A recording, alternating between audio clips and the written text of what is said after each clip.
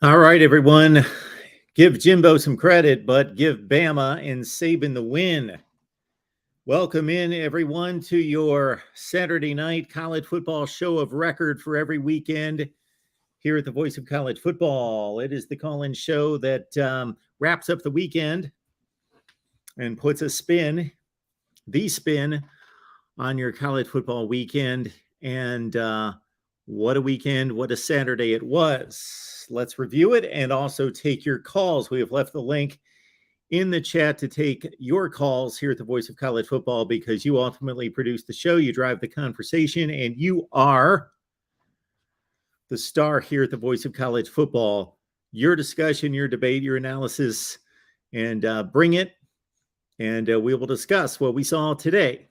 What I saw was, again, Texas A&M and Haynes King pushing Bama to the wire, but the Tide survives at the end in a thrilling finish in Tuscaloosa. Bama still undefeated. Elsewhere in the SEC, early in the day, it seemed like eons ago at this point, Tennessee went to Death Valley, made a statement, was not intimidated by Death Valley, and Tennessee goes to LSU and proves to be the much better football team with a complete performance to set up next week's showdown between the Vols and the Tide.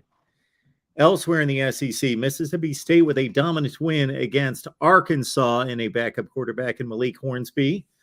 Ole Miss gets by Vandy with some late scoring to take home what was a close game for most of the way. Georgia gets back to its dominant self, taking the South's longest rivalry and taking Auburn to the woodshed at the same time. Over in the ACC, of course, we didn't have much drama up northeast in New England with Boston College taking on Clemson. Clemson is now showing that it's probably one of those ACC Clemson years. While we had the most drama in the Atlantic Division, of course, in Raleigh just a few minutes ago as NC State came back to defeat Florida State with 16 consecutive points in the second half. And, of course, the interception that sealed it off of Jordan Travis as Mike Norvell disdained the field goal and put the ball game in the hands of his dual-threat quarterback. And Jordan Travis throws the interception in the end zone as NC State survives 19-17 in the Coastal Division. Most of us focused on Miami and North Carolina's Drake May turned in a sterling performance despite a couple early interceptions, and it was an interesting affair at Hard Rock Stadium, but the Tar Heels were better than the Canes in winning 27-24, but in the game that few of us could even see because you had to have an app to watch it. Don't dismiss Georgia Tech. They came home with a big win against Duke, 23-20. In the Big Ten, Ohio State, Michigan, they sealed easy victories, although for the Wolverines, it didn't become easy until the fourth quarter, but they took care of the business. The two teams that made the biggest statements and came home with the most impressive and the most important, definitely the most important wins in the Big Ten, Purdue and also Illinois. Did anyone think that there would be a touchdown scored in Champaign, Illinois on this Saturday night? Of course not.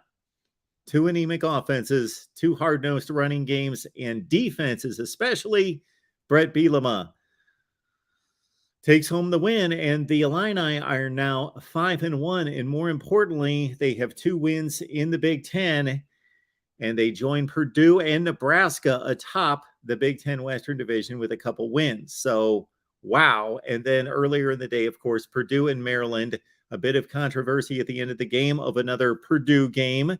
This time the Boilers win it over the Terps 31-29 in one of the day's great games. Big 12, how about that? Kansas TCU, it looked like a number of times with Jalen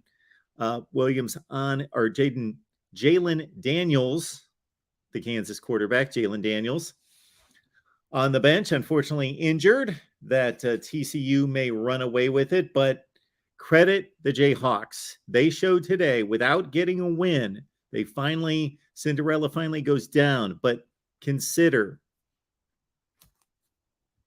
that in many ways they credited themselves. They showed themselves to be a valid legit team.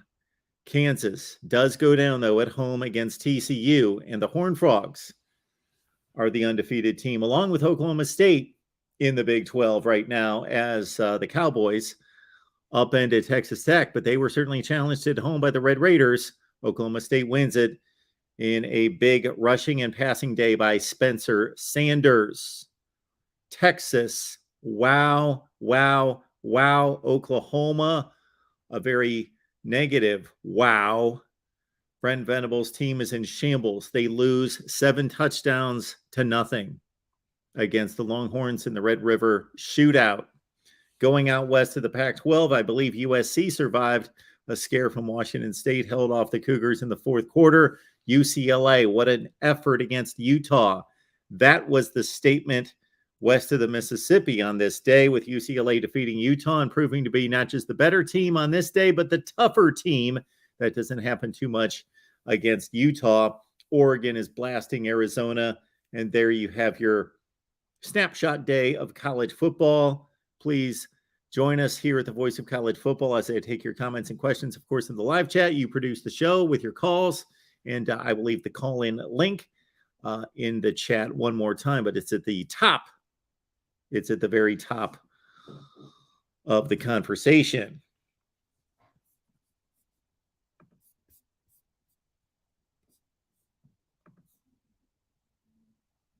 Oh, you know what?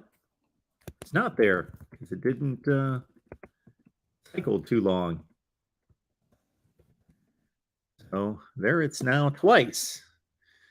Appreciate all of you being here at the Voice of College Football. Thank you so much for joining us. We will get right to it. And wow, what a day. And Tide Guy's on the line first. Let's get right to it. Tide Guy, what's going on tonight? Hey, Mark, how are you today? I am doing great. Enjoyed the football. Well, I was lucky enough to get my birthday present. Woo! Yeah, you got it. It wasn't what I was hoping for. I was hoping it was going to be a little better than that, but well, you get to see an exciting game this way. You get to see too many blowouts, Tide Guy. Yeah, that's true. But when you turn the ball over 4 times and miss 2 field goals, it's kind of stressful on the day. I am really happy though that Bryce Young will be playing next week, or we could be really in trouble. Yeah, you may be in trouble anyway. I don't know. Well, it's been a good 15 years in a row we beat Tennessee, so we just hope that streak continues. Absolutely. There was actually a lot of good close games today. I'm thinking this would actually be a great year though for a 12-team playoff.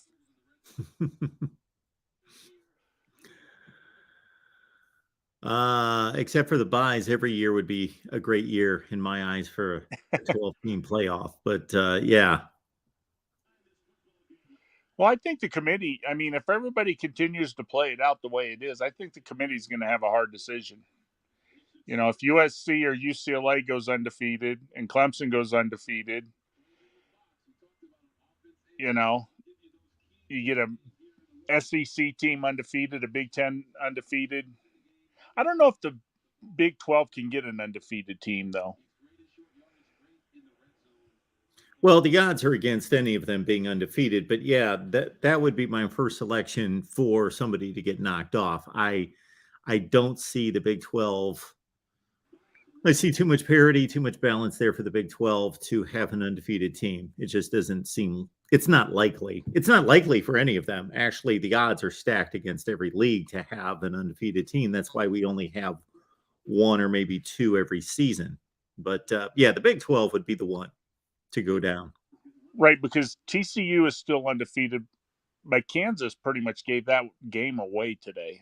They had many chances, to score and tie up the game and go ahead. And so I don't know if TCU can run the table or not.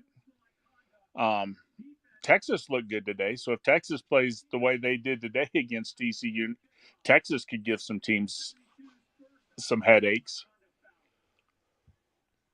Yeah, we can talk about 5 or 6 teams in the Big 12 beating any of the other 5 or 6 teams in the Big 12.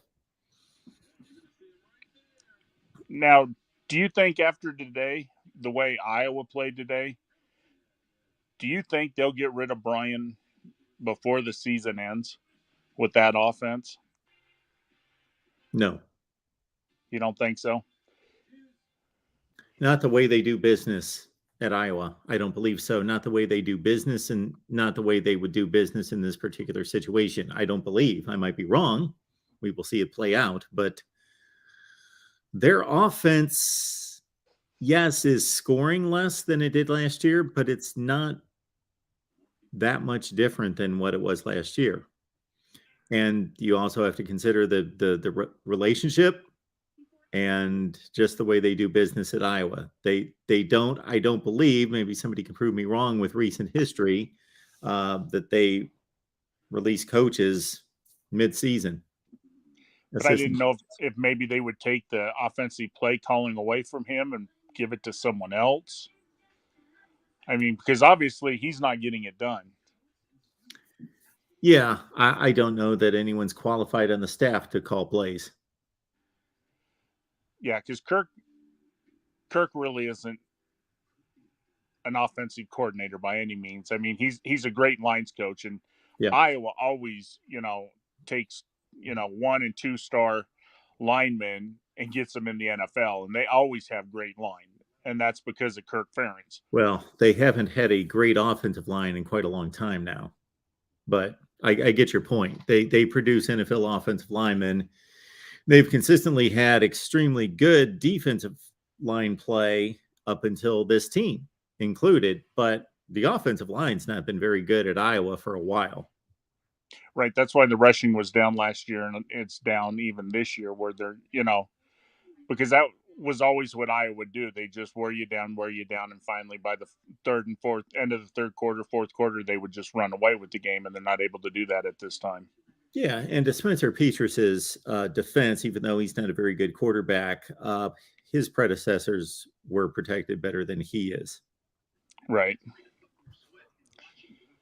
But no, I just wanted to call in and see what you thought of a few of the games. I'll tell everybody out there, join Patreon. It'll be the best $5 you'll ever spend. You'll get Mark's picks every week, and then we do a chat 24/7, and we have a Discord group that has calls during all the games. So if you're not a Patreon member, please sign up. You're really missing out. Thanks, Tide Guy. Have a great night, Appreciate Mark. that. You too. Have a good Bye. one. All right. I guess I failed to wish Tide Guy happy birthday. He did squeeze that in there somewhere during the conversation that it was his birthday. So, Tide Guy, hopefully you can still hear us. Happy birthday. Sorry about that. You got your birthday present earlier. So, a greeting from me pales in comparison to the boys doing it on the field. Appreciate the Super Chat contribution coming in from Vandy Dandy. Lane Kiffin will go 11-1 and get a ticket to the playoffs. Okay, that is a prediction coming in from Vandy Dandy. Vandy Dandy, I'm surprised is that impressed with Lane Kiffin and Ole Miss after what he saw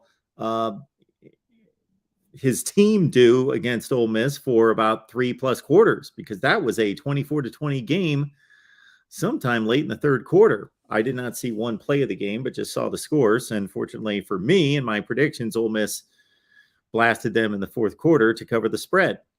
All right, we'll be reviewing the live chat here, and we will tee up Jeffrey. Jeffrey, what's going on tonight? I'm doing good. I tried to get on here as quick as possible so I did. can go to church.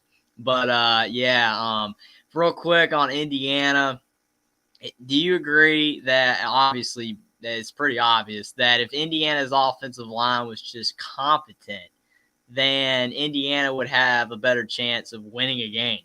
I mean, their offensive line play is one of the worst I've ever seen in my life.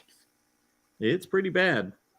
Mm-hmm. It is pretty bad. Do you think it's more of the fact that it's the offensive linemen are bad, or do you think it's the offensive line coach that's poor?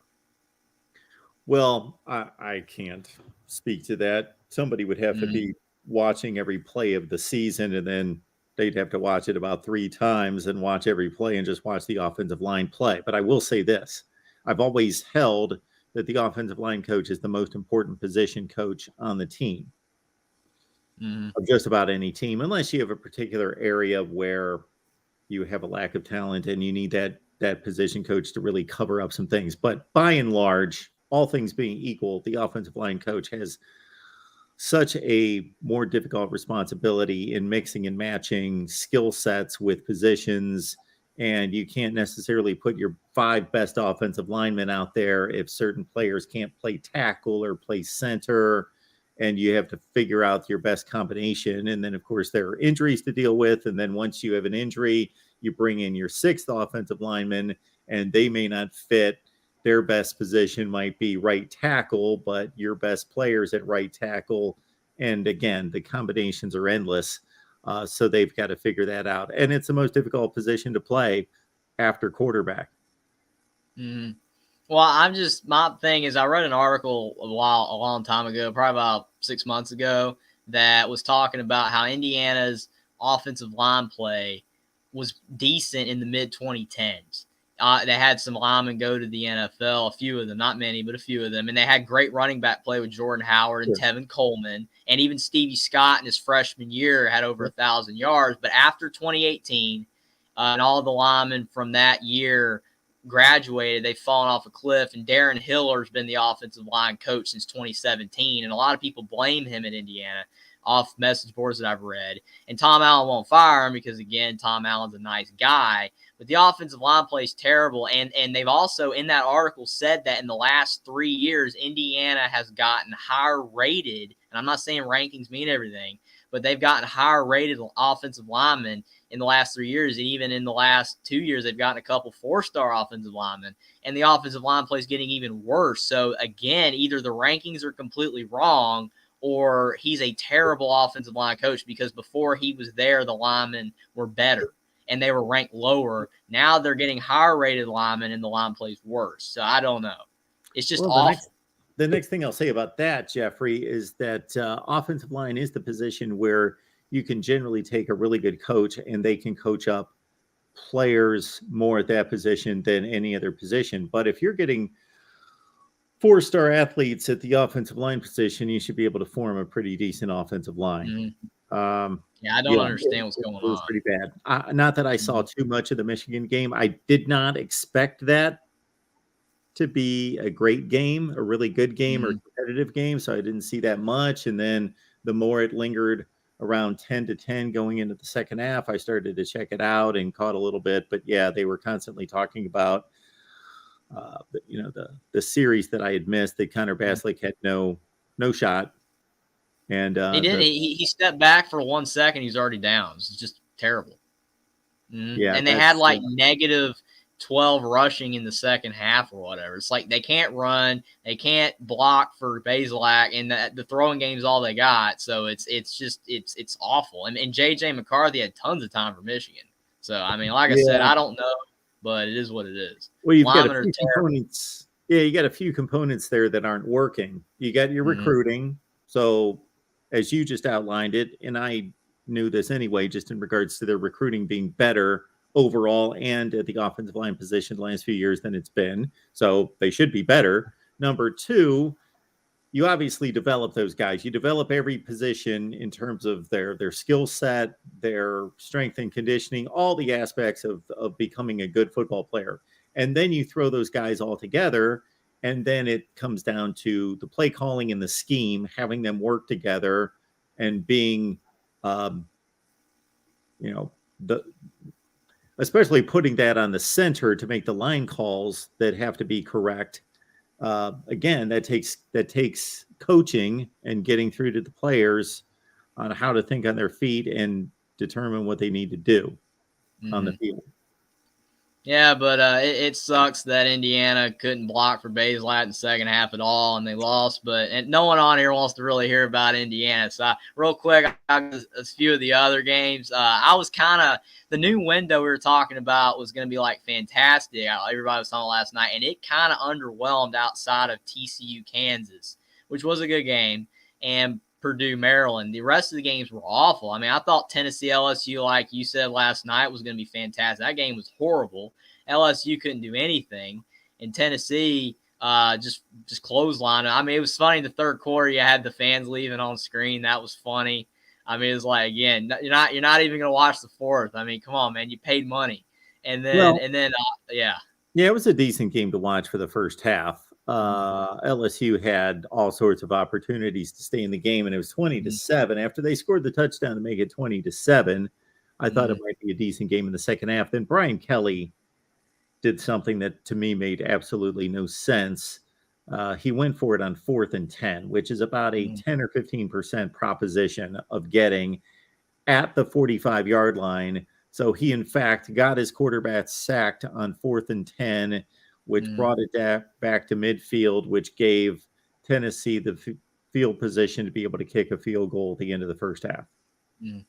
I did see that play, but if I sound unintelligent about the game itself, I didn't actually see the first half, so I didn't really know that the game was kind of close. Because once Indiana started to fall apart, I flipped it to the other games and was just completely blown away that Arkansas was getting destroyed and LSU was getting destroyed, and none of the games were close. Because I was like, I had a feeling Indiana was going to fall apart in the second half, and that's why, hey, I'll just check these other games out. None of them were good except TCU, Kansas. Sucks that Kansas lost their first game. And that Purdue, Maryland was wild. But before I go, because, again, I know I don't know how the live stream works, but I always say there's probably people behind me. But I got to talk about, and I know I usually don't like to because everybody else does, and Ty Guy already talked about it, but that Alabama game, man, my dad watching that game, me and him, we watched the whole game. I didn't get to watch any of the USC game. I wanted to watch USC so I could go on because Tony and Tim wanted me to go on and talk about USC on their post game. I'm like, I didn't get to see any of that game, so I don't want to go on there and know nothing about it. Watched the whole Alabama game. My dad is freaking out. They're going to lose. It's like, man, I'm like, they're going to win the game. I'm just sitting there with a stone cold feeling, Dad, they're going to win. Dad, they're going to win. And they win. And it's like, man, no other team's going to win a game like Alabama does, where you turn the ball over 3 times or 4 times or whatever it was, and you have all the penalties and you have all the mistakes, the missed field goals. And it's like, man, I mean, how many more mistakes can you make and still win a game? And by the way, I saw a comment in the chat. That was pass interference at the end. But they didn't call it because it was the last play of the game, but that was pass interference. But again, I just told my dad Alabama's going to win. All the fans were freaking out. They kept showing the fans in their faces. They looked like they turned to salt pillar like in the daggone Bible. It's like, man, you're good. I'm like, it's fine. They won. All I know, it was a good game. Both teams played like garbage. I'm just going to say that. Both teams played terrible. Yeah, Alabama would have done better if they had Bryce Young. And that's another thing. It's like if they played Tennessee without Bryce Young, they're going to lose. And it's like they're more likely going to get Bryce Young back for the Tennessee game. And it's like, how convenient. It's like it always works out for Alabama. They just does. It's so funny to me. It's just, my dad's like, man, they're going to get him back. It's like, I don't know, man. I'm rambling here, but it's crazy. My viewpoint on that game going into it was such that I didn't start watching the game. I was watching every other game imaginable. I'm watching like 4 games at the same time, and Alabama was never one of my choices until we got into the fourth quarter. I think that's the first, I started flipping there at times during some breaks and saw that Texas A&M was staying close. And then I locked into the last, 8 or 10 minutes of the game, something like that. And I never at any point thought Alabama was going to lose until I never thought they were going to lose, but I thought when Texas A&M made those plays on the final drive and got into the red zone, I thought, hey, they've got 3 shots here into the end zone. Maybe they can get it done. And then they got a pass interference call, but they didn't have enough. If they would have had more time, they would have had their percentage chance would have skyrocketed. Yeah, it is what it is. I mean, I'm not upset Alabama won. Like, it don't matter to me. It's just funny to how they should have lost if they were any other team. Because again, all I'm saying is that And yeah, someone in the private chat is like, I'm talking about the end of the game. It was the last play of the game. It was not the one where they did call interference. It was the last play of the game. But it's like, I don't care. Like, Alabama won, I'm fine with it. It's just like, if Indiana had to play a perfect game to beat Michigan, and Alabama plays one of the worst games imaginable, and you still win. And it's like that to me just blows me away. And again, if they were playing Tennessee, they would not win if every circumstance had to happen in this game that they did. But unfortunately for Tennessee, they're more likely going to get Bryce Young back, and Alabama's probably going to play a lot better. Getting off that game, because again, Alabama, I'm just like, it is what it is. It's crazy. My dad's happy, obviously, and I mean, I am to an extent, but it's crazy. Oklahoma, man, 40. That's another thing. I didn't even mention that 49-0. The Red River robbery, man. I know that Dylan Gabriel's out, but man, Davis Beville doesn't even look like he knows how to play quarterback. Brent Venables, he can't get the defense going at all.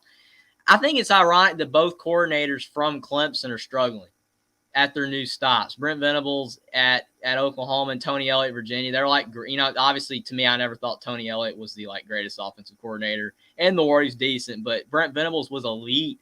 And obviously he's got elite players to coach when he was at Clemson. But man, I mean, 49-0. I mean, I think Texas was favored by 8, and I picked Texas in my video. I don't know. I think 10. I mean, they just got hammered. I couldn't believe that.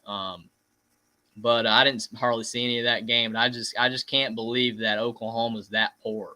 I don't know. I mean, obviously Brent Venables isn't on the hot seat, I don't think. I mean, he's not on the hot seat. He's in year 1. I mean, there's no hot seat. All I know is he's already, there's no honeymoon period. It's over. The Oklahoma fans already probably can't stand the guy. And he's only coached 6 games. And how do you go, like the commentator, I did catch the end of the game, and the commentator in the game said that how do you go from, obviously Nebraska's not that great, destroying Nebraska, to just falling apart? I know Dylan Gabriel's out, but I don't really understand why they're giving up 49 and 50-something points to TCU, and they can't even score at all. It's terrible.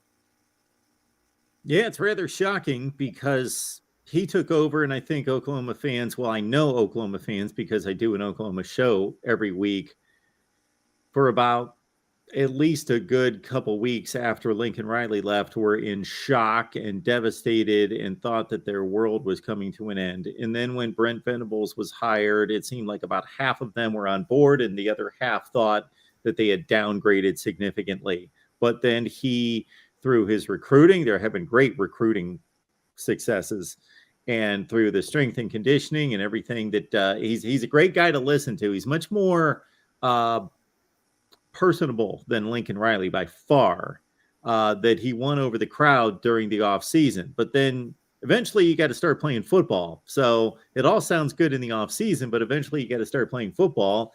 And they had Kent State and UTEP, and they did what you would expect, and you really can't judge those games. And then, like you say, the Nebraska game, for as good as Nebraska's offense is generally, they weren't this past Friday night, but have been at times, it was a fairly impressive win, thinking, okay, well, they just blasted Nebraska. They had, I think, 35 points at halftime or 42 points at halftime. The defense played well. I thought, this is a pretty good football team, and they're going to be right there with Oklahoma State and Baylor, contending for the Big 12. And then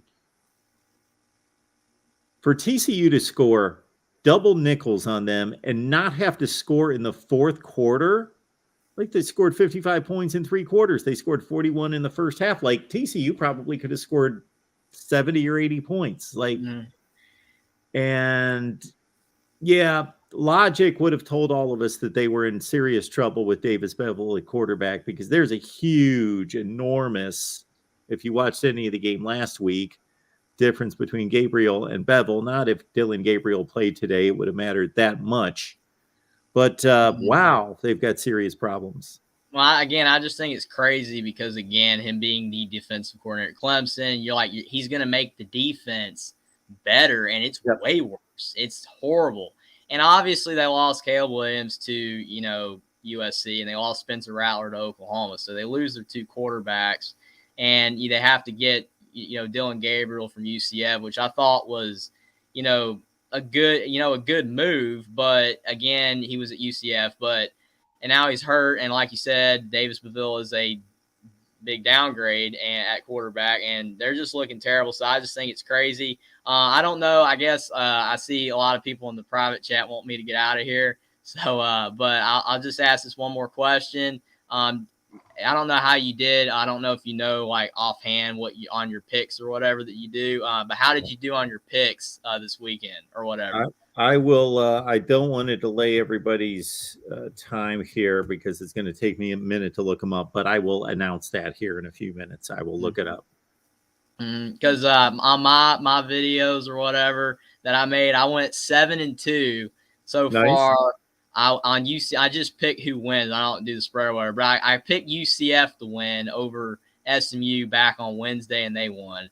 I picked Nebraska to beat Rutgers. They won. I picked Memphis, and they should have won, but unfortunately, Memphis gave it away to Houston, so I got that wrong. I picked Notre Dame for Will. Will wanted me to do the video on Notre Dame, and I picked them, and they won. So they got that. Good for Notre Dame and Will if he's watching. I picked Florida, and they won. I picked Maryland, and again, I thought Maryland was going to win. But it's funny, I had a guy that said to me that Maryland's kicker was really good, and Maryland's kicker blew the game. So that's kind of funny, and they lost. I picked Texas by 10, and they won by 40 or whatever, 40-something. And then I picked Wisconsin, and they won, which I'm actually kind of shocking to see Wisconsin do as well as they did today. Jim Leonard and everything in his first game coaching with Paul Criscon, they bludgeoned Northwestern. And I only picked Wisconsin by like 7. And they did fantastic. I got it right here, Jeffrey. So I got my picks right here. So I don't like cherry pick games, which is kind of difficult on my record. I just I don't like select just the games that I think I'm going to be able to hit on. I pick all the top 25 games. I went 17-5. I think Jeffrey is frozen on us. So anyway, we will keep it moving on. Jeffrey, appreciate you being here. And just to answer your question, 17-5, straight up. Assuming Oregon can hang on to its 1,000,000-point lead against Arizona. All right, we got our guy Aiden on the line. Aiden, what's up, bro? What's up, bro? How you been? I'm good. What's going on today? Man, Tennessee mopped the floor with LSU. Looking at that score, they did. Dude, man, Tennessee's good. So I gotta get my buddy Marshall a Mountain Dew because my stupid ass took LSU, but you didn't listen to me on that one, huh? Well, to be fair, I live in Ohio and I'm a Michigan fan, so who says I listen to anybody, right? This is true. But I don't think Michigan looked all too impressive today. I would agree for the most part. They got it together in the second half. More like they got it together in the fourth quarter, not okay. The fourth quarter. Okay. But Jimbo Fisher still is running around with that outdated offense from who knows when, with 500 pieces of paper. But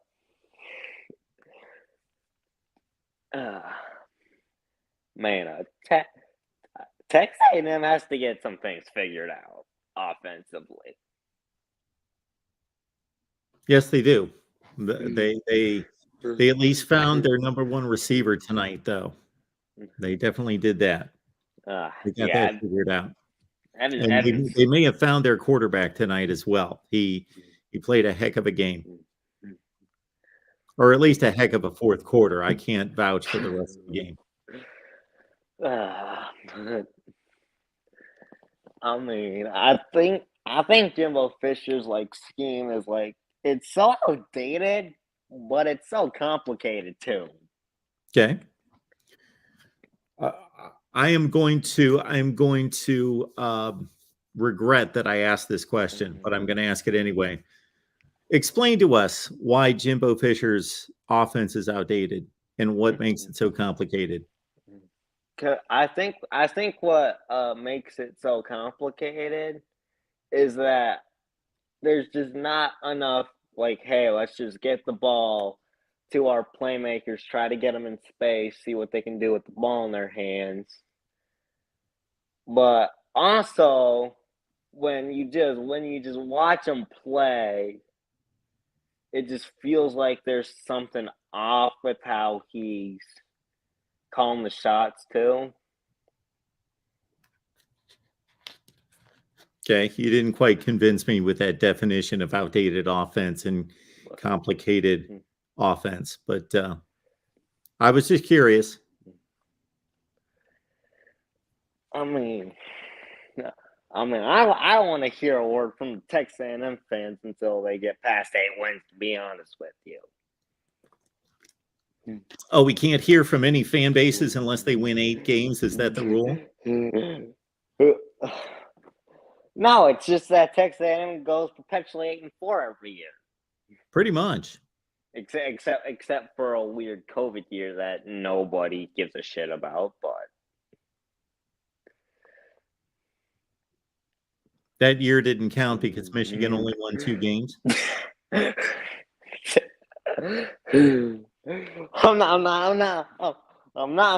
not saying that it was. Damn, you got me good there, buddy. All right, Aiden. Do you have anything else for us? What is your thoughts on that Penn State Michigan game next week? Penn State, Michigan. We're already going to talk about next week. This is our wrap-up show for this week. I think it's going to be a heck of a game. I think that Penn State normally doesn't play well in Ann Arbor. They haven't for a long time. So I think Michigan's got a decent home field advantage there. And what's going to make it really interesting, as opposed to the last few years, is Penn State has a legitimate ground game and a star running back, a future star at running back in Nick Singleton, and also the other guy, Allen. Katron Allen.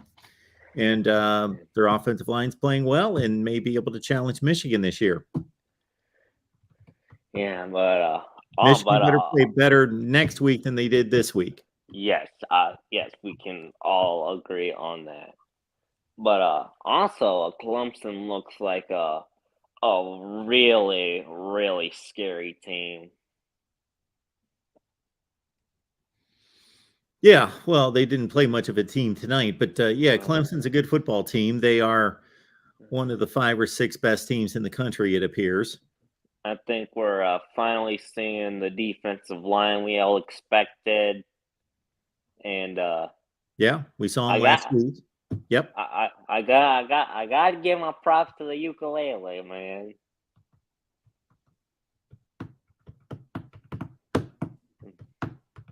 Yeah, it's playing better. All right, Aiden. Appreciate you stopping by. Have a good weekend. All right, you too, man. All right, welcome into the Voice of College Football. Appreciate everybody being here, and I will leave the link to join the show there in the chat. It's there a few times in the chat. We'll get it back in there. We got Joey on the line. Joey, what's going on?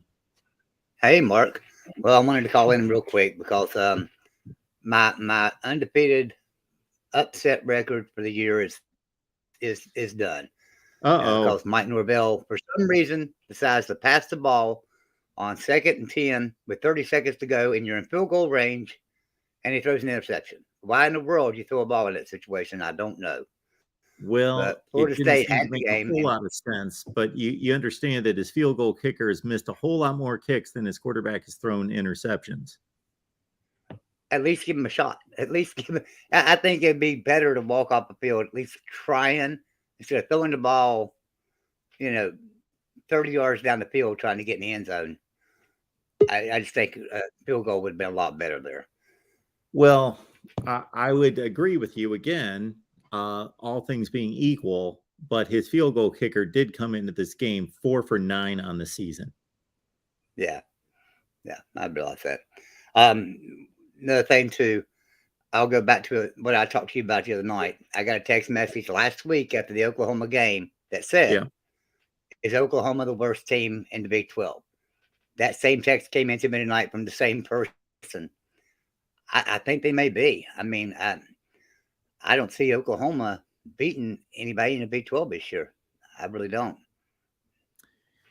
Well, these teams do tend to change week to week, but yeah, they've laid out 3 horrendous. Well, really, the Kansas State game was not a poor performance for the most part. Dylan Gabriel was there. They put up a lot of points. It was a competitive game. It's only been the last 2 weeks that they've just completely imploded and gotten steamrolled. Sure, yeah, if they don't improve, they are the worst team in the Big 12 right now. There's no question about it. They are playing like the worst team in the Big 12. So that's all I'm going to go off of is the way they're playing. I'm not going to look at their recruiting rankings or their personnel or that they're Oklahoma and say that they're not the worst team in the Big 12. I'm going to say if you're losing by 30 and 50 points a week, you're the worst team in the league. Yeah. So anyway, that's all I wanted to let you know. My streak came to an end tonight. That's all right. You can't win them all, Joey. Can't win them all. Impressive. Yeah, it was good. All right, so I'll let you get on to another caller. Have a good night, Mark. Appreciate you being here, Joey. Thank you so much. It's our guy, Joey, West Virginia fan like no other. And of course, we've got a West Virginia channel here at the Voice of College Football. It would be amazing if everybody here would subscribe to the West Virginia channel. We have about 700 subs right now.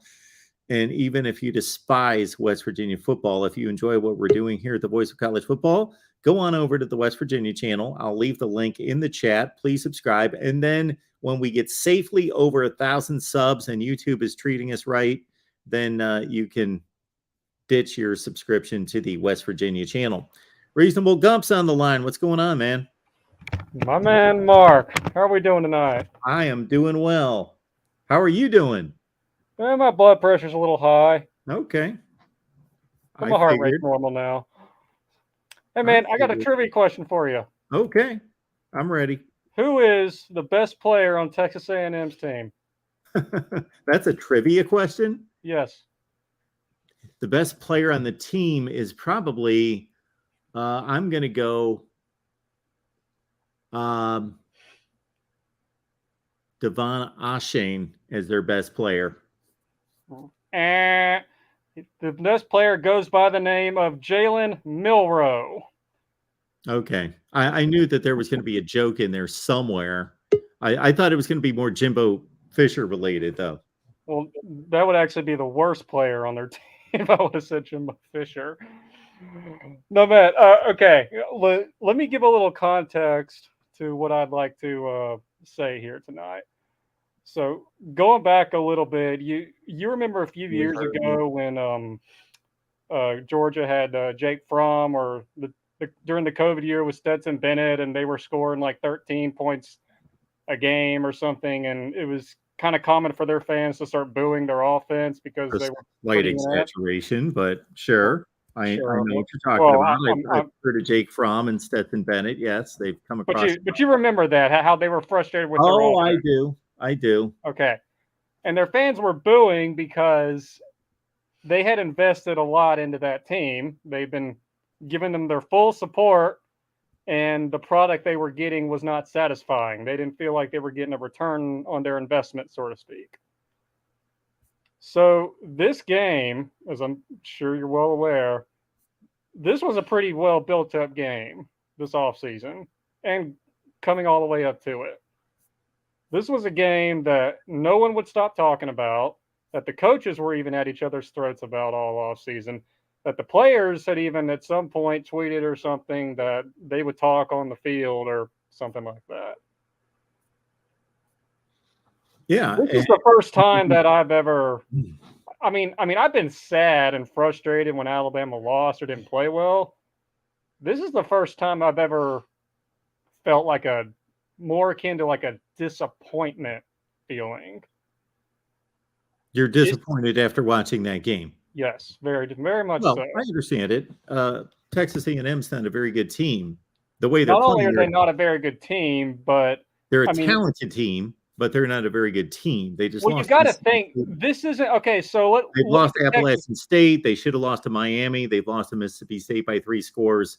They needed a Right. field goal to hit off the upright and a scoop and score from 95 yards to beat Arkansas, who's not showing to be as good a team as I thought a month ago. So, yeah, they're not a very good team, and Alabama barely beat them. I get your point. Well, it's not just that though, Mark. I mean, let's look at that Texas game that Alabama should have lost and only barely managed to win. Yep. You know, I can sort of entertain the whole things about, well, second game of the season at 11 o'clock, middle of the day, hot as hell. They were frustrated, made all sorts of mistakes and all this kind. And you know, we're in a tough road environment. Yeah, yada yada yada. It was still inexcusable, but I sort of get it. This had none of that. This was a night game at home against the game that should have been circled on your calendar all off season and all year.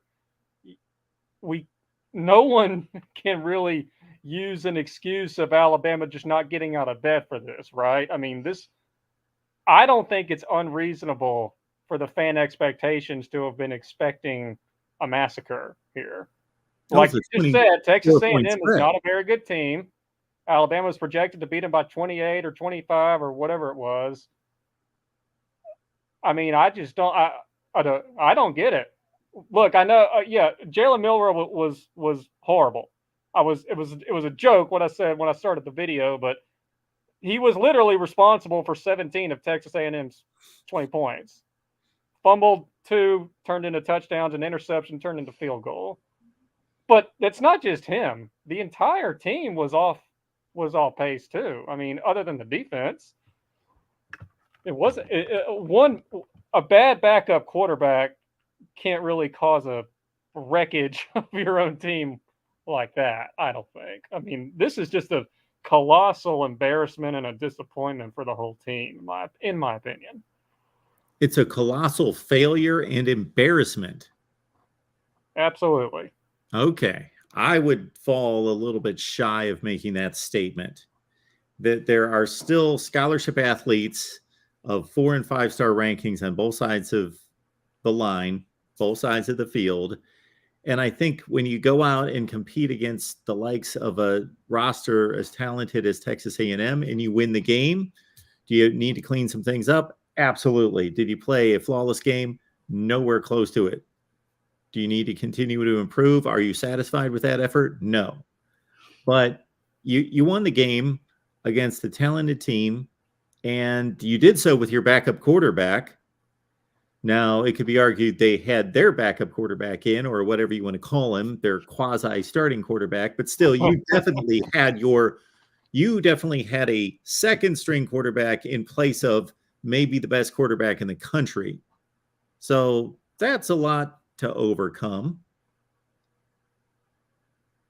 Yeah, no, I can kind of get there if Bryce Young got injured this past Friday and Jalen Milroe was told, hey, by the way, you're starting tomorrow. Sure. I can kind of get there, but no, different. This guy played most of the Arkansas game. Mm-hmm. So he has experience now. He was under live bullets in a road environment, by the way.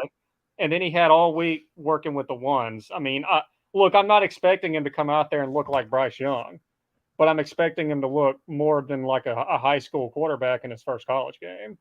Well, I guess, okay. I guess maybe I'm not, or maybe I'm taking you too much verbatim. Mm-hmm. This is what I mean.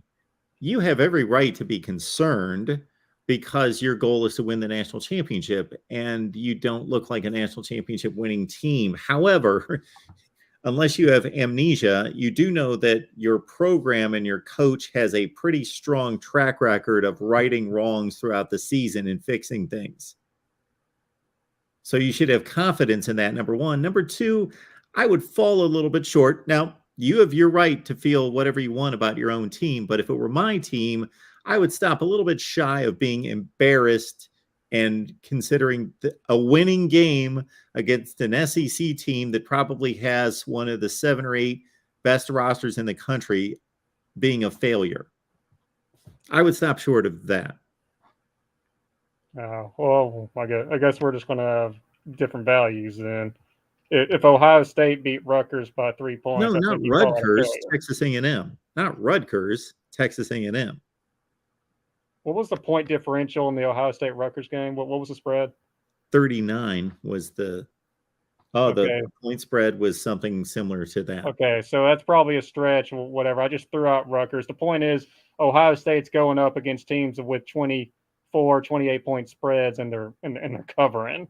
We're beating a terrible Texas A&M team by a field goal. Yeah, I understand you're concerned. Again, I wouldn't be embarrassed of my football team or consider it a failure to win a game. But I understand your concerns. Absolutely. Yeah, it's just not the expectation, and it wasn't the return on the investment. I mean, that the fans were putting in. Everyone was hyped for this game, not just, like I said, I don't think this was an unreasonable expectation. This was supposed to be a revenge. I left that part out, by the way. This was supposed to be a revenge. This is supposed to go out there, put on a show, and just grind them into the dust like we were capable of doing.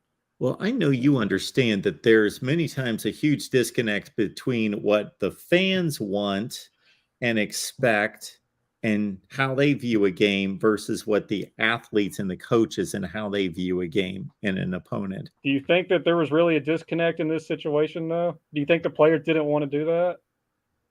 Do you think the players had different goals than what the fans wanted in this particular game? This one example, because I don't think they did. I'm not buddies with the Alabama players, so I can't answer Well, I'm that not question. either. I'm just asking what you think. I think that they want to go out in every SEC game and dominate the other team. I don't think that changes week to week. I think we sometimes forget that the athletes on the teams have human emotions and all this kind of stuff just like we do. I think they saw all that stuff on the off season the same way we did. I think they remember being embarrassed at Texas A&M last year just like we do. Correct. I'm making the same argument you are. I'm just not trying to predict when that happens and when that is. I know from having a 25-year-old and a 23-year-old myself and dealing with them through various things through their entire lives that what they deem important and what motivates them is different than what I think it should be sometimes or what I predict it to be. So we agree. I just don't know for sure whether it was this game at this particular time. And maybe sometimes that causes more stress and more inability to get the job done and play freely without that weighing on you. Oh, you could absolutely see as the game went on, the frustration and how that began to affect the team. I mean, but if it weren't for those 2 fumbles, I honestly think we'd have been up at least 21-0, at the half or something. And then it was just a slow roll downhill. And they look at the scoreboard in the fourth quarter, be like, we could actually lose this game. And I think it absolutely was getting to them. So, but yeah, not a good night. That wasn't fun. All right. Well, that makes it even more interesting against Tennessee coming up next week. Yeah. If we play like that against Tennessee, we might leave the field in crutches after that. I'm not quite expecting that. I think you'll be just fine. Did you catch Nick Saban's post-game interview? Yes, I did. Where she asked him, so what do we got to do against Tennessee? Sort of smiled out of the side of his mouth and a tongue in cheek. He's like, I don't know, maybe the quarterback gets healthy. I love when the sideline reporters say, we know you're focused on this game. You want to celebrate this game. You want to, the last second just went off on a game that was not 49-3, but was going down to the last play of the game. But they still asked the question about Tennessee. And no, he's not going to say anything about Tennessee, except they're a good team and we got to be ready for them. Yeah, those coaches' interviews are ridiculous anyway, but I understand from a network standpoint, they have to do them. People want to see Nick Saban.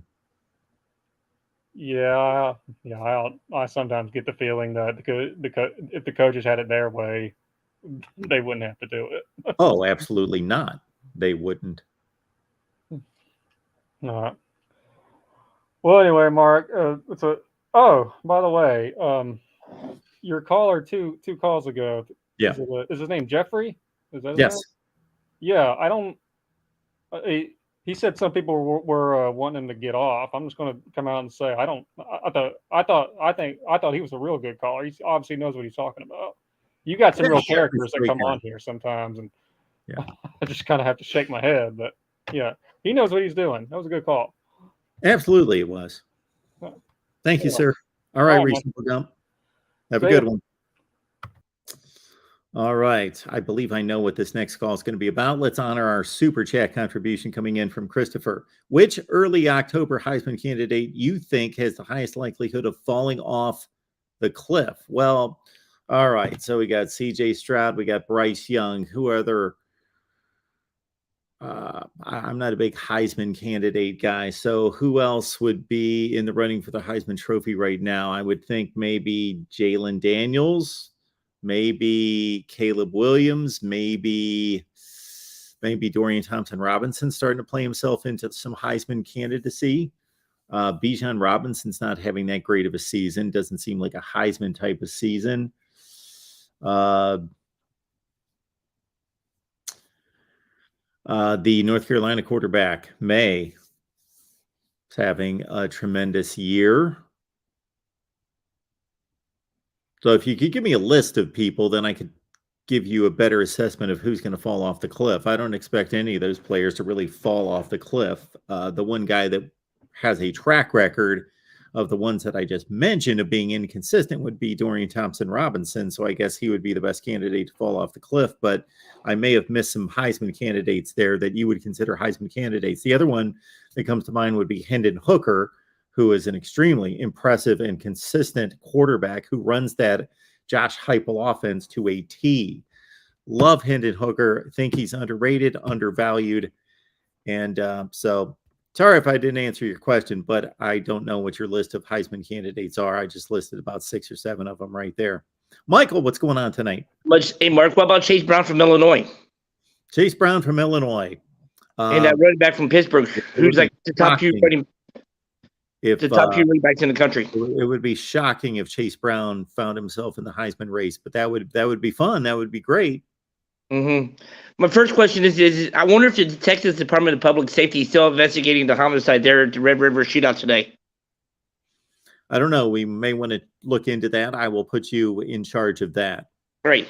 My first thing, you was talking about this earlier in the game about the 2-point conversion when Maryland tied it at first. Yes. And the thing is, you said it was controversial. I went back and watched it. The lineman was clearly in the end zone before the pass was even thrown by Tagovailoa. He was clearly already in the end zone. Yeah, I didn't say it wasn't the correct call. I said it was a questionable call, and there are officials that give various. That is one call that's not a judgment call in the rule book, but the various officiating crews look at that differently, and each official looks at linemen going downfield a little bit differently. Many of them are much more lenient than others. Yeah, that's what I said. Like with me, when I refereed and stuff, I took this year off and stuff like that. I usually gave him 2 yards, but with him going to it was obvious. I think Cam Allen, that was borderline close with Cam Allen when they blocked the extra point that made it 24-23. That was razor close.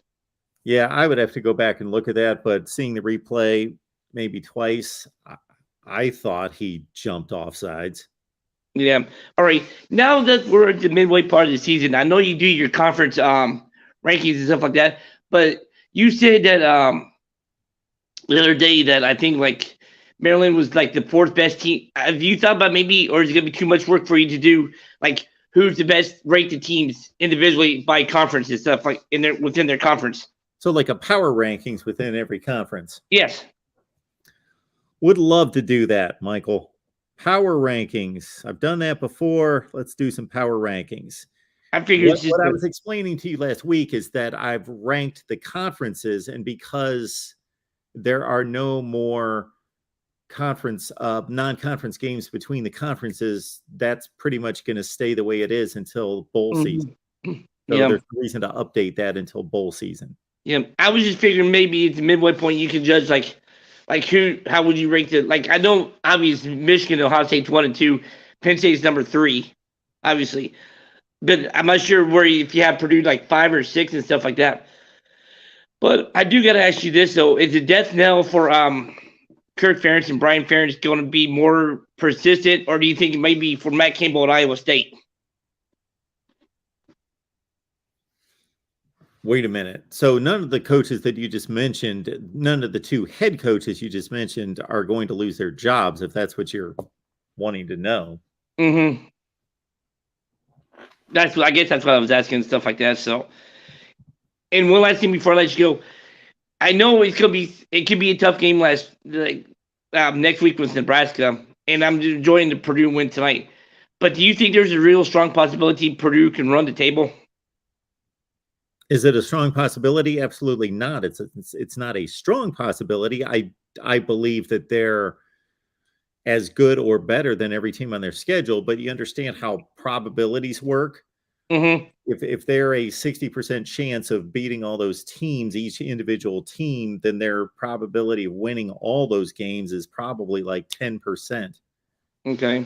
They have a low probability of doing it, but there is not any one particular opponent on their schedule that I think is better than them necessarily. I think they got rid of that team already. They beat them on the road last week. Yep. I was just wondering, and I was going to say I was kind of surprised and stuff like that because, in my opinion, with Ewers and stuff, I guess he is really that good and stuff like that. But we can only see what happens for the rest of the year. All right, Mark, great show. I can't wait for your top 25 that actually makes sense tomorrow. I can't wait for it either. All right. See you, man. Thanks for taking my call. Thanks, Michael. Appreciate it. Purdue would get themselves a running back who was dynamic. That would be nice. Their running game isn't much of anything. All right. They ran it pretty well for a couple of weeks, but their number 1 running back, what's his name? Devin Maccabee. Just nice little player, but should not be a starting running back in the Big Ten. The real MVP's here. What's going on tonight? Well, Mark, it was a tough day for the Kentucky Wildcats. Yeah. So what happened to Will Levis? Apparently, he had a foot injury. They said he was on a boot. So once I saw that news come out around 12 in the afternoon, I didn't see that. I realized Kentucky had no shot to win the game because Kentucky doesn't have an offensive line. And we have a quarterback that I don't think has ever thrown a pass in college football before starting. Yeah, I didn't know any of that until I tuned into the game, and it was 17-7, I think, in the third quarter, and no Will Levis out there. I didn't know that he didn't start the game or he got hurt during the game. Okay. Yeah, our top wide receiver, Travion Robinson, also got injured in the game. Dane Key it looked like his wrist or a finger that got hurt during that game. So, injuries are a part of the game, but some injuries are more costly than others. And if you lose a quarterback that most people believe is a top 10 pick, it's going to have an impact on the game. So if Kentucky doesn't give him back for the rest of the season, I see Kentucky as a 7-5 or 6-6 team. And unfortunately, it'll be just a kind of a lost season.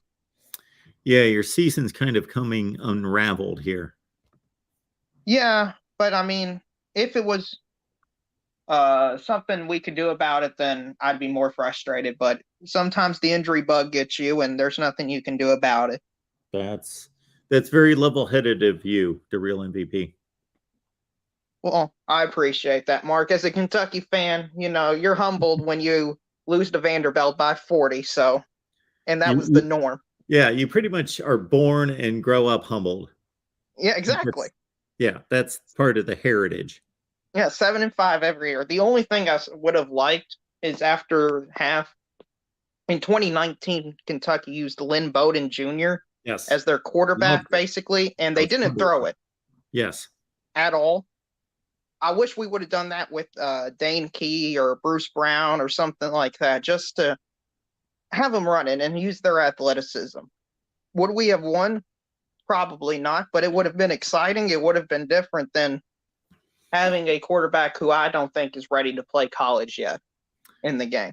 If I recall that season pretty well, once Lynn Bowden took over, and even though he would only throw about 7 or 8 passes a game, they went on a pretty good run. And then, of course, it was a really great show he put on in the whatever bowl game it was, maybe the Belk Bowl against Virginia Tech. And then they beat Frank Beamer in his final game. Yeah, through the game-winning touchdown pass. Yeah, that was ironic to me that out of everything the season ended was with the game-winning touchdown pass. Because we didn't do anything that season except run the ball.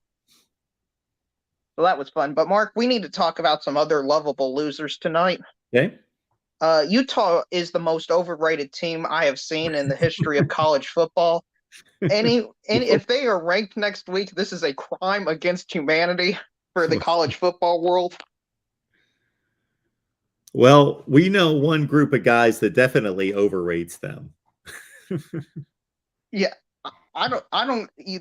their wins are against Oregon State, San Diego State, Arizona State, and Southern Utah. Their losses are to Florida and UCLA.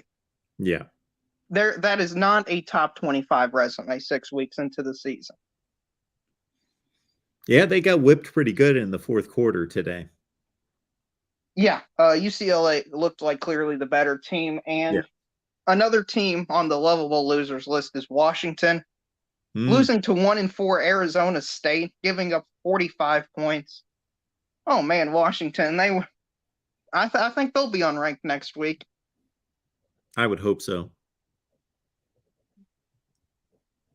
And then the final lovable loser we have for this week, Mark. It's sad to see them, but they've got a great basketball team. They'll have a great March Madness is Duke.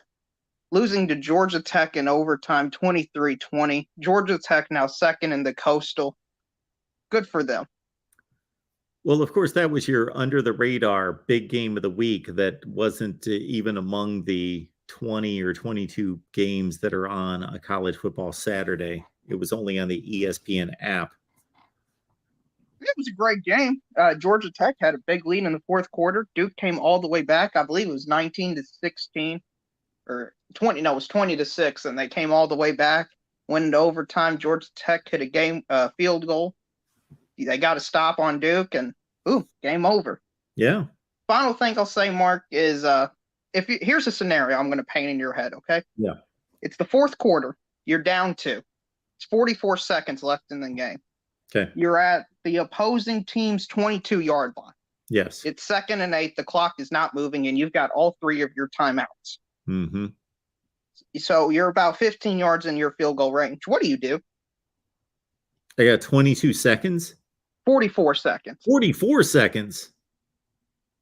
What's the down? 2nd and 8? 2nd and 8. I'm running the ball. Well, Mike Norvell decided to throw a 23-yard pass into the front left corner of the end zone. So, did you hear the earlier caller, Joey?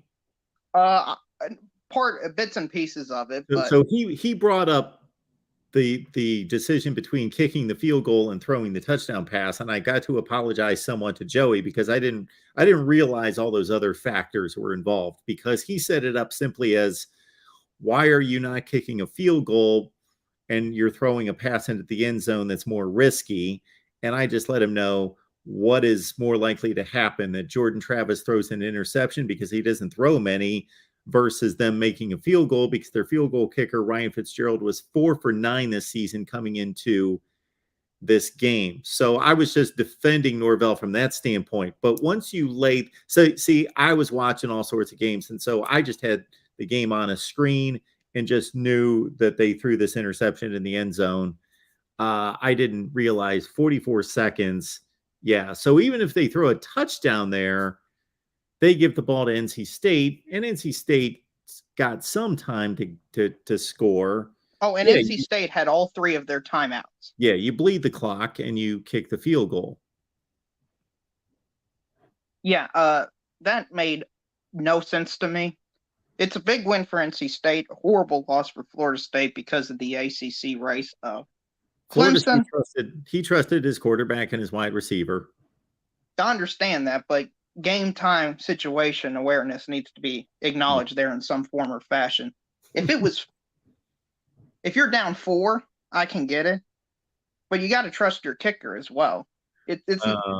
But again, let's keep in mind that Jordan Travis doesn't throw many picks, and the field goal kicker has been lousy this year. Well, I understand it, but man, it's only like a 30-yard kick. It's not like we're asking him to go hit it from 50. Well, wait a minute. You said the ball was where? At the 23-yard line. Okay, so it's a 40-yarder at that point. Okay, assuming they don't get anything. Hopefully you can run a couple times and get 4, 5, 6 yards and make it a 32-yarder.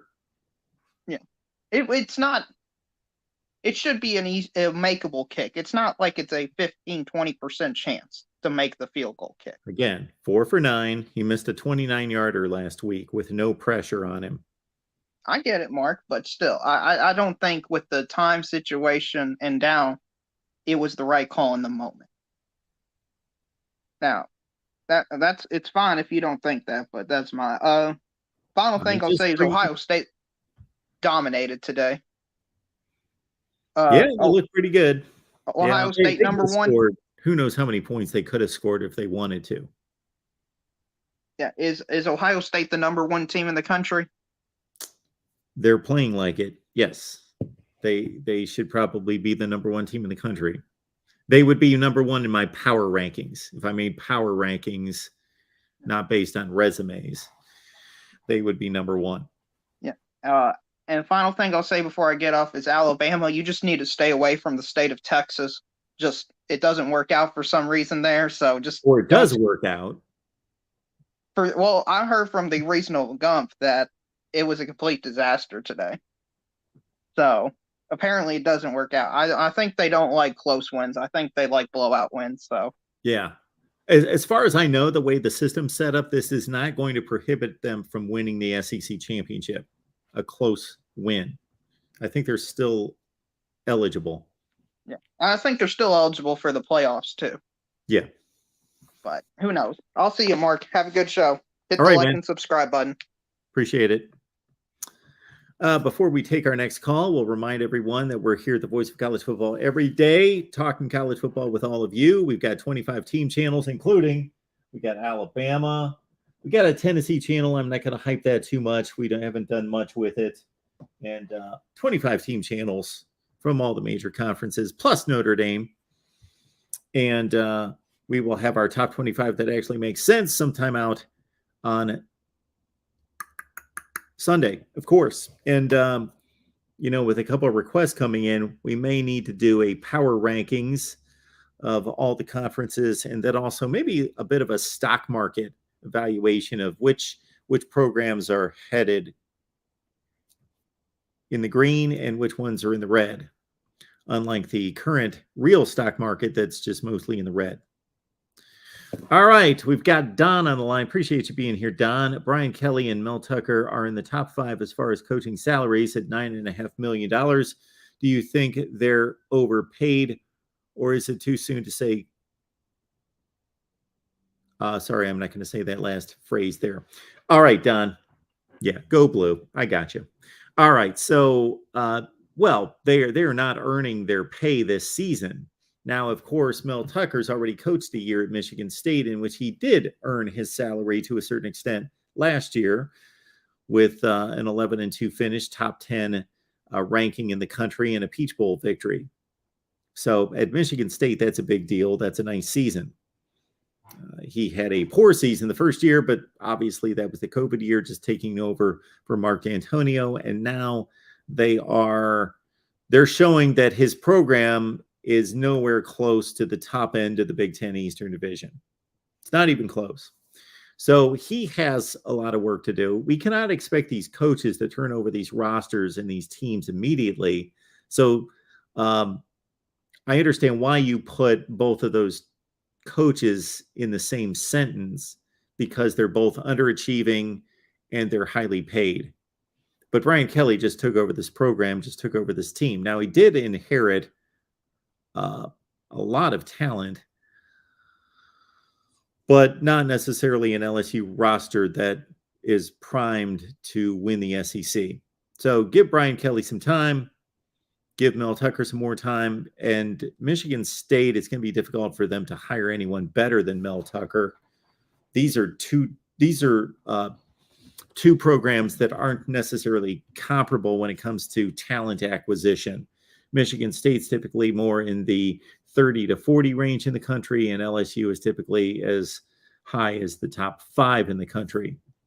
So yes, they're both being overpaid right now. Absolutely, they're being overpaid. The highest paid coaches in the country right now should be actually Lance Leipold and Lincoln Riley and possibly Chip Kelly. Let's watch a few more games, but certainly Leipold should be, and Sonny Dykes should be, and Josh Heupel. He took over that roster from Jeremy Pruitt that went 3-7 2 years ago, and he actually on the field performed better than 7-6 last year, and then bam, they're better than that this year. Hello, Chris. Welcome to the Voice of College Football. Ooh, Mark. Yeah. Can you hear me? I can hear you loud and clear. Hook 'em, baby, today. All right. I just want to get a big shout out because as a Longhorn fan, we were so on the edge of how is Quinn going to come back and play today. Yeah. And man, did he outperform our expectations as Longhorn fans today. Yeah, he impressed me against Alabama. I got to admit, I didn't watch really one play of that game today because of what it was. But when going into the Alabama game, all right, I've been a Longhorn fan since I saw Ricky break the rushing record. I was a young little boy. I was 8 years old when I saw him do that. And I was like, I'm a Texas fan. And I was living in Alabama at that point. And we moved out to Alabama. We moved out of Alabama to Texas. And, you know, we had Chris Sims. You know, we saw Oklahoma just beat down. I mean, just give the literal beat down. I mean, Oklahoma fans even gave the nickname of the Red River Shootout the Red River Bloodbath back in the early 2000s when it was 65-13 or whatever, when Bob Stoops was beating us up. And saw Vince Young, saw him come back, beat up on Oklahoma. Saw Colt McCoy come back, beat up on Oklahoma like they did. After Colt McCoy left, it's been such a struggle for Texas to just literally put another beat down on Oklahoma. It's been a one possession game the last 8 years in this rivalry. Yeah. Man, and when Quinn went down against Alabama, you know, it was just kind of like that, are you kidding me type of feel. Yeah. And to see him come in and just make it, and I know you said you didn't really see a lot of this game. He made it look so effortless with a lot of his passes, and Bijan, and granted, Oklahoma, they're not the Oklahoma we're used to seeing, but Quinn, it looked like the same Quinn that we saw against Alabama, just made it look effortless. Mm-hmm. And I'm just like, please don't let it be fool's gold. Because we have been waiting and waiting, and we've had Sam Ellinger, and he was so great for us. Yep. The 4 years he was here for us. But the way Quinn played, he makes it just look so easy. Yeah. And I was telling my brother and everybody that was over here for the game today, I said, I've never seen a Longhorn quarterback make the game look that effortless since Colt McCoy. The way Quinn is making it look. And that's coming off of his injury against Alabama in that environment in the Cotton Bowl. Yeah. And he literally, him and Bijan, emptied out that Oklahoma side of the Cotton Bowl. Yeah, I'm sure it was quite the scene. And you can imagine, because of how many really good games were on at noon, again, I wasn't anticipating a good game there. So, yeah, what I saw when I saw Quinn Ewers against Alabama just for that one quarter, and I think he only threw 13 passes, but I thought, okay, I thought the entire offseason, and I think it's understandable that I thought this kid may be as talented and amazing as everybody says he is, or the scouts say he's going to be. But man, week 2 against Alabama, wow, that's a lot to ask. And he played a nice game against Louisiana Monroe. Then he gets into the Alabama game. I watch every play of that game. And man, I just thought, wow, all the hype, all the expectations, all the scouting reports of how gifted he is, they're all true. He was that good. And then I felt horrible that he gets slammed to the turf and he's out. And I felt bad for the whole team, because obviously he gave them the best chance to beat Alabama. Most likely they would have, had he been on the field. Shoot, had Hudson Card not been hobbled with a bad ankle, they probably would have beaten Alabama. But just couldn't wait to see him get back at it, and was glad that he was able to do that today. And obviously, I'll watch the highlights. But yeah, he is a gifted thrower of the ball. It's like watching, I don't want to make this kind of comparison yet, but it's like watching like a Pat Mahomes or an Aaron Rodgers. Well, I watched Pat Mahomes his senior year play.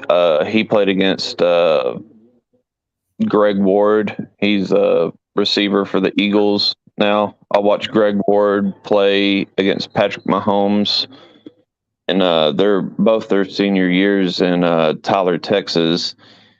And the way Pat just he just threw it. I mean, it didn't look like he put any effort into the throw whatsoever. And as a former quarterback myself, the way that he made one bad throw, he did like a fadeaway off his back foot throw, and he tried to throw it out of bounds to just throw the ball away, and it was an interception. You learn from that. Just don't do that, young kid. That was bad. But he made throws down the seam that just looked like it just glided into the receiver's hands. Like, it looked like the ball wasn't even like really flying, but it just kind of glided into the receiver's hands. And I'm like, that is just ridiculous, the type of throws he throws. He made one throw to Bijan Robinson on the sidelines, and it just went right between like 4 defenders of Oklahoma, and it just fell right into Bijan's hands and made it into a first down. Now, granted, Oklahoma's defense is trash, obviously, but as a freshman, making those type of plays and making those type of reads, I feel like we have found our next Colt McCoy, pretty much. Yeah, you have every reason to believe that, for sure. A more talented Colt McCoy. Not as mobile by no means. He did make a good 12-yard rush, but I feel like he is probably the best gifted passer I've seen Texas have that I've ever seen us have. I feel like he just looks more confident when he makes throws than even Colt McCoy did. Because Vince, he was more of a runner, and he wasn't a confident thrower. He was more of a confident runner, obviously. And Colt was the confident passer. He was like, I'm gonna beat you with my arm more than I am with my legs. And that is exactly what Quinn reminds me of. And not to compare Quinn to Vince by no means, but it seems like Quinn can make those throws that are just like, how did that happen? Kind of like how Vince made those runs back in the day that made you say, how did he do that? You know what I'm saying? I'm with you. I've only seen him throw 13 passes in my life, though, so I didn't see the throws today. Again, I watched the Alabama game, and I know from watching his high school tape and watching him just in shorts in the Elite 11 type camps and him make some ridiculous throws that I thought, wow, he obviously has all the talent, but then there's a difference between throwing ability and having arm talent and then taking that to the field and making the right decisions and playing with poise and all of that. So he's obviously been able to do that as well.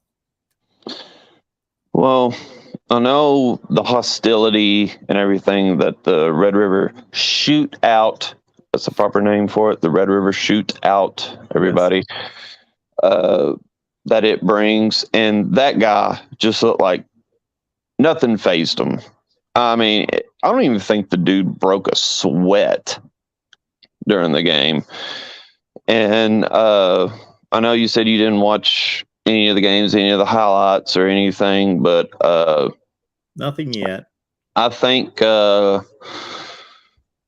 he brings a whole new element to our game. It's the Texas team that played against Alabama in week 2 with him on the field. That's the Texas team you're going to see the rest of the year. And if we don't make it to Arlington for the Big 12 championship game with a fully healthy Quinn Ewers, I don't want to say it's going to be a complete disappointment, but what we've seen of Quinn, it's going to be tough for us Texas fans not to say we're going to be there in Arlington to play for the Big 12 championship. Well, I don't think there's any question that it's a league that does not have an elite team yet. So between right now, we're looking at Oklahoma State, TCU, and Texas, and I throw Texas into that, even though they've lost 2 overall games and 1 in the Big 12. That, of course, you still have all those games right in front of you, the Baylors and the Oklahoma States and the TCUs to shoot at. So we've got Iowa State next week at home. I assume that'll be a win. The big game I see is the Saturday after next is at Stillwater against Oklahoma State. I assume that'll probably be a night game. Might be the ABC game of the week that week, as long as Quinn stays healthy. But dude, Quinn Ewers looks like he's a dude. He looks like him. He looks like a dude. He looks like a dog, as Pat McAfee will say. I know it, Chris. Well, I appreciate you calling. Yes, sir. Hey, you have a good one, Mark. I'll keep listening to the show. Thanks a lot, Chris. Appreciate you being here. Yes, sir. All right. We got an update there on Quinn Ewers. It will be, of course, important to get an update at some point on Mike Hart. We wanted to make sure that we send out our hopes and thoughts and prayers in the direction of Mike Hart, the Michigan running backs coach, formerly at Indiana. So the scene that we saw today was that he had to leave the field on a stretcher, and we don't have any, as far as I know, we don't have any updates on that. Not that it's important that any of us know his private business, but we know it's a medical issue, and hopefully he will recover soon and be back on the field and back with his family for sure. Solar Kennedy's here to talk some college football. What's going on tonight? Not much. Just got done stressing over the Alabama game. I guess so. Down to the last play. So,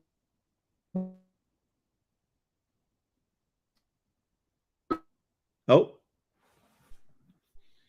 Hopefully we can hear you here soon. We've got a poor connection. Can you hear us?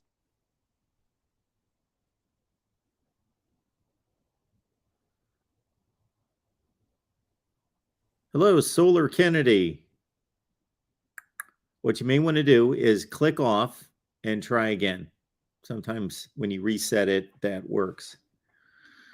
All right, folks, we're here at the Voice of College Football to take your calls. We will stay on the line as long as we've got some folks to talk college football with. This is our big Week 6 wrap-up show.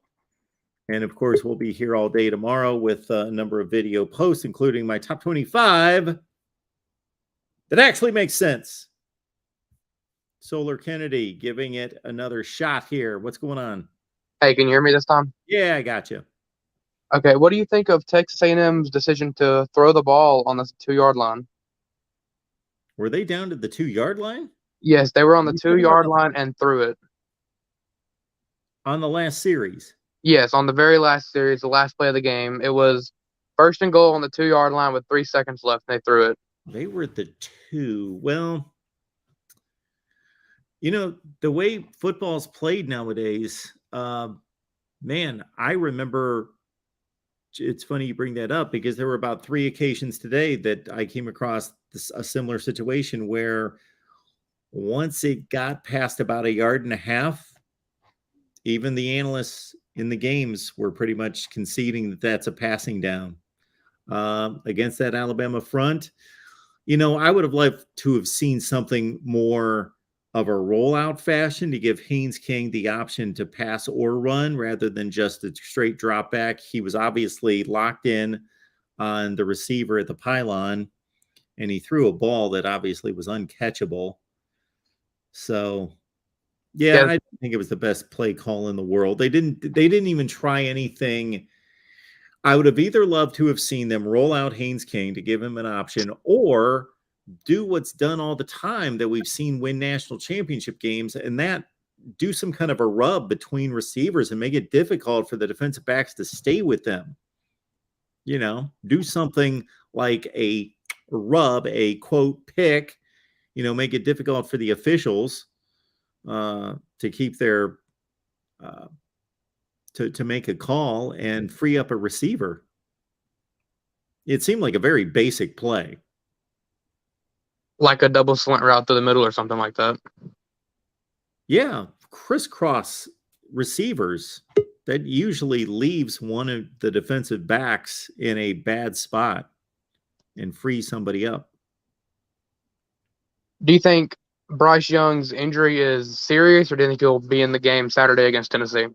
Well, of course, I don't know, but based on Nick Saban's response both tonight and based on what he said earlier in the week, I think we should be pretty confident that he's going to be on the field. Do you got an early game prediction for that game, Bama and Tennessee? Let's see. They must be playing where? Are they in They're Tuskegee? playing in Tennessee. Oh, they're at Tennessee. Well, I'll put it this way, that at the beginning of the season, I thought that Tennessee and Arkansas were the two most likely losses for Bama if they were going to lose a game. I'm impressed with Tennessee. I do think that their defense is going to have to play their best game of the year. Not that their offense isn't, but their offense is obviously more of a given. It's just a better unit. It's Josh Heupel's been able to coach up and bring in the personnel to make it a top roughly 5 offense in the country already, versus the defense is still, the defense got a lot of help today. It's not a very good defense, but certainly played well, just giving up 13 points and really only 7 that counted today. So the defense is getting much better, but still not a championship caliber defense. Yeah, I feel like going into Saturday, I feel like it's going to be a really close game. And somebody in the chat brings up a good point that I stated. I posted a video after the Tennessee win, is that, of course, Cedric Tillman, their best wide receiver, is going to be back. Yeah, I feel like that's going to be a lot more of a threat. I feel like the whole defensive back for Alabama is going to have to play a lot better of a game than they did today. Yeah, they really struggled against Texas as well. A lot of pass interference calls. They got pretty much abused, especially early in the game when Quinn Ewers was in the game. And, Tennessee might have some. Yeah, the Alabama secondary, extremely talented, of course. All those guys are 4 and 5 stars. But, they have not played well this year. I can agree. I feel like Kool-Aid McKinstry is probably one of the best defensive backs on the team. Mm-hmm. But I feel like with that front line for Alabama is going to be hard for Hooker to get loose and throw. Between Dallas Turner and Will Anderson. Oh, yeah. That's always a problem. Although, certainly Quinn Ewers had a nice first quarter. Now it's a very small sample size, and Hendon Hooker's a lot more mobile than Quinn Ewers. That is true.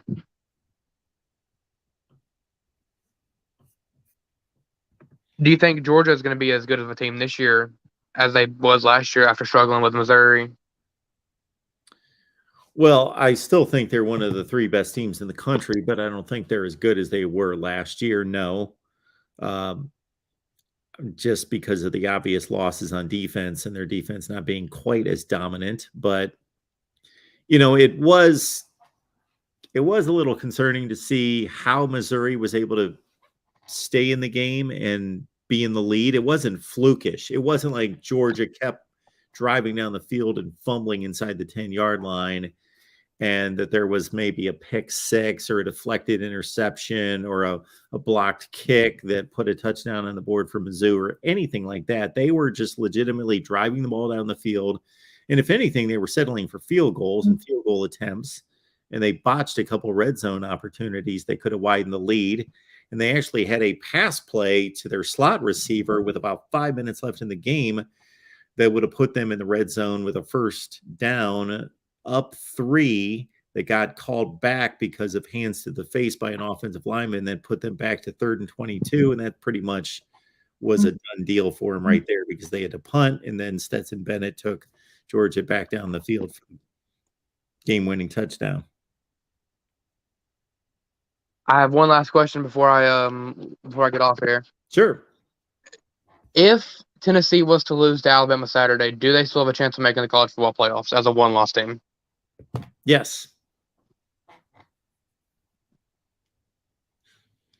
They should be rooting for Pitt to play well down the stretch. That may be a slight factor. And, of course, it would help. They're going to be dependent on scenarios across the country. So you're talking about them If they're only a one-loss team, that means they're going to beat Georgia, Yes. right? I have Tennessee beating Georgia. So they're going to go to the SEC championship game in your scenario. Yes.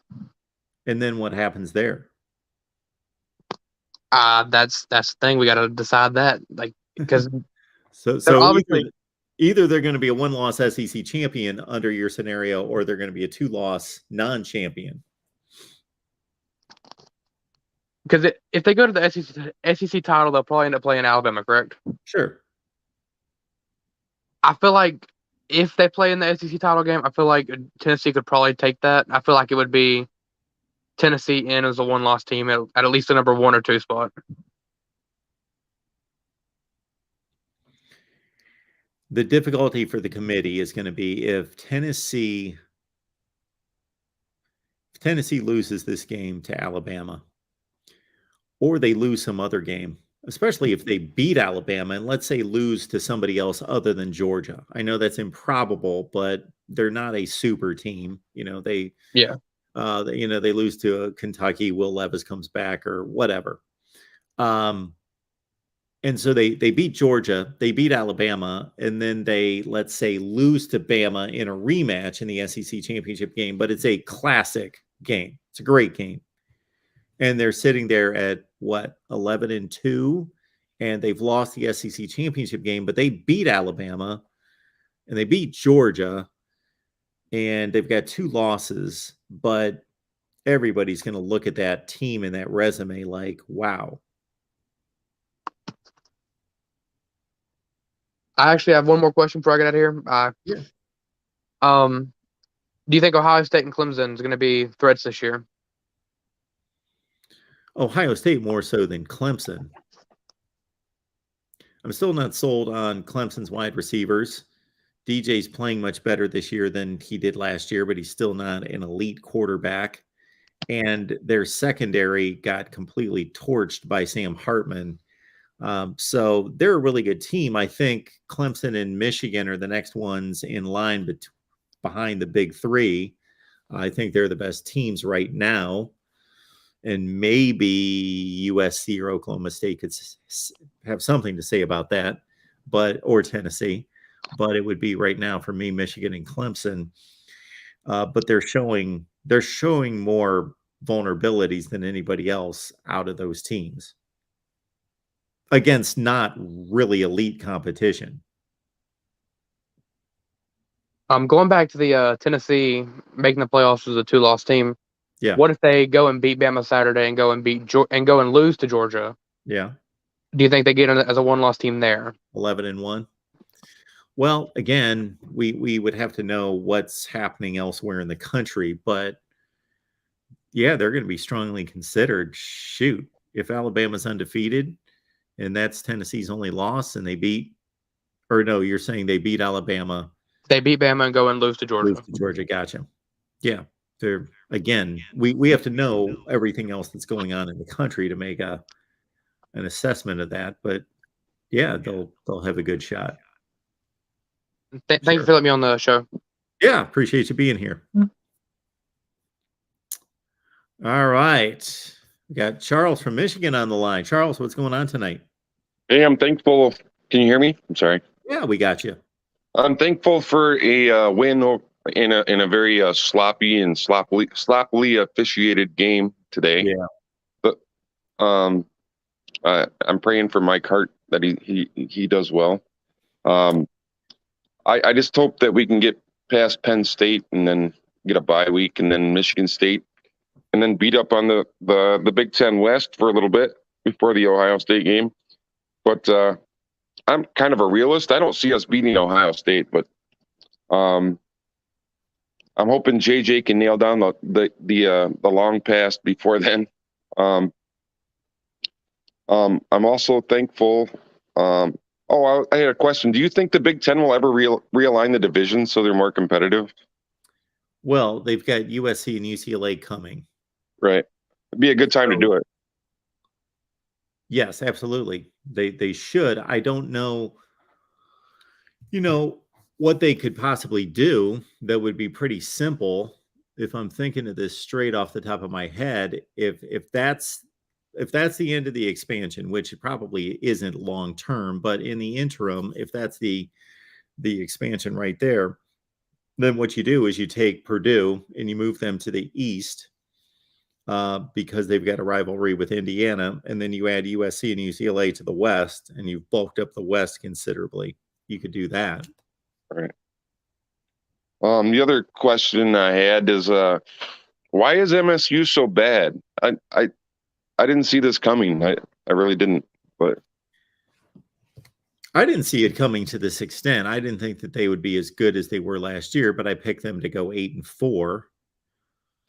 So I thought they'd still be good because they've got a coach. And usually, sure, the coaches need talent, of course, but most really good coaches across the country are obviously, once they've established that they've got a good team, as Mel Tucker did last year, they're usually able to maintain a pretty high floor.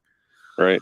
And not implode like Michigan State is. You know, it's almost like an Oklahoma type situation where they're just so much worse than anybody could have imagined. Like they're just not even competitive. I just know that, we got the first dose of it against Washington, and Michael Penix tore them to shreds. Right. I don't think that surprised a lot of people because their secondary was so bad last year. And that's not what concerned me on Michigan State's behalf. What I was looking at was I couldn't believe how they got manhandled by Washington. Now we're finding out that Washington's really not that good. They just lost to Arizona State after they just lost to UCLA. And Michigan State could only run for like 2 yards a carry. They couldn't move them up front. Peyton Thorne was running for his life. Right. They got just crushed on both sides of the ball in the trenches. And then they come home and they play Minnesota. And all you have to do is look at the box score of that game, and they got handled. And here it goes. Just, Ohio State scored their 7th touchdown. Was it their 6th or 7th touchdown? It might have been their 6th touchdown. They might have had 35 at half. And I thought, there's like 12 minutes left in the third quarter, and they got 42 points. They could score 75 points if they wanted to. Now I knew they wouldn't, but yeah, it's awful. It's awful. The other thing I wanted to say, I wish we still had Zach Charbonnet, man. He's putting on a show out there in UCLA. Yeah. You imagine Corum and Charbonnet together? Yeah, that would be quite the duo. And Zach Charbonnet is a very physical runner. Oh yeah. Loves to beat guys up. Yeah. Well, that's all I got for the night. But I just got turned on to this show like 3 weeks ago. I love the show. Nice. It helps me stay sober. Today I have 31 days of sobriety, and I'm thankful. Congratulations for that. Thanks for letting us know that. That's an amazing accomplishment, and we're here for you. We appreciate you being here, and you can call back anytime. And you understand we got a Michigan channel, right? Yeah, I do. Okay. I like watching it every night. So I just wanted to make sure you knew that. Yep. Well, appreciate you being here, Charles. Have a good night. David, thank you so much for updating us. You didn't have to provide the super chat as well, but David, thank you so much for that. That's very nice. Mike Hart is in a stable condition and is staying overnight in Bloomington for observation. His medical condition has not been disclosed. Well, what caused him to fall to the ground? Yes. So once again, our thoughts and prayers in the direction of one Mike Hart for sure. Chris Mays, Mark, you're the man. I think I am going to the laundromat, so take care, man, and take care, chat. Well, Chris, if you got to get to the laundromat, that's obviously an important chore to take care of, so thank you so much for that. You can always listen to us on your phone if you're able to do that, but man, that's a late night run to the laundromat. Depending on where you are, you might be overseas somewhere, or maybe on the West Coast at 10:30 at night. But thank you for the contribution. That is so much appreciated. Thank you so much for that.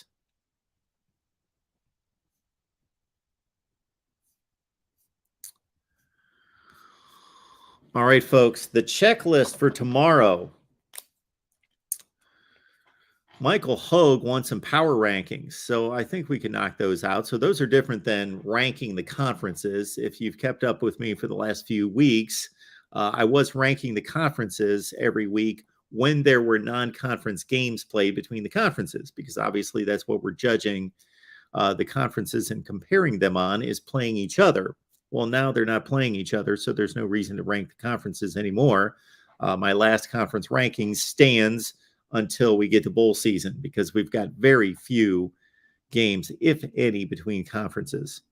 And we're not going to include, well, we've got the run of SEC and ACC games at the end of the year on Thanksgiving weekend, where Georgia, Georgia Tech, Clemson, South Carolina, Kentucky, Louisville, and Florida, Florida State. But besides that, we are done with non-conference play, basically. But power rankings within the conference, I like that idea. Thank you for that, Michael. We will knock that out tomorrow and Monday. Also, kind of like the idea of a stock market video. What teams and programs are on the rise, who's on the fall, who's on the descent. This Mike Norvell decision at the end of the game, I may look into that a little bit further, maybe share some thoughts on that, post that on the Florida State channel. And also, what else? My top 25 that actually makes sense. We got to get working on that. That should be interesting now that we've got the results from week 6. Top 25 that actually makes sense. Yeah.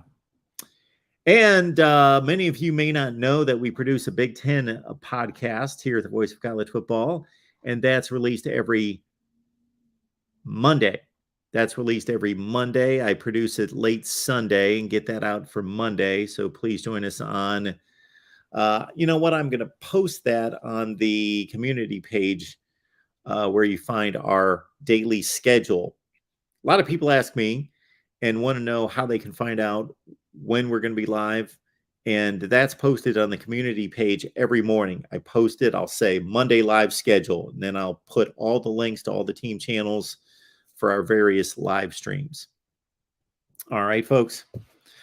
I think that about does it. If you've got any requests, don't leave them here in the chat, but hit me up at MarkRogersTV at Gmail, or you can leave them as a comment to any of the videos out there if you have any requests. And also, I'm going to do some week 7 previews. I'm going to take the top 3 or 4 games of the week and post a preview on that. Last week we did Ohio State, Michigan State. That did very well. But for some reason, I thought that TCU and Kansas would be a bit of a novelty that people would watch the preview. But I thought we put together a pretty good preview on TCU and Kansas, and just the level of popularity of those teams just has not made it here to the Voice of College Football. All right. Once again, appreciate you being here. Hope everyone's safe, doing well, and we will see you all on Sunday with the top 25 that actually makes sense.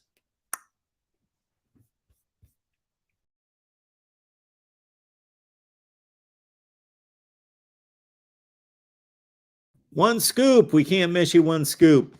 Thank you so much for the super chat. Yes, absolutely. Congrats, Charles, on 31 days. That is phenomenal. That is an accomplishment. Thank you so much for that. One scoop. Top 25 that actually makes sense is coming out on Sunday. See ya.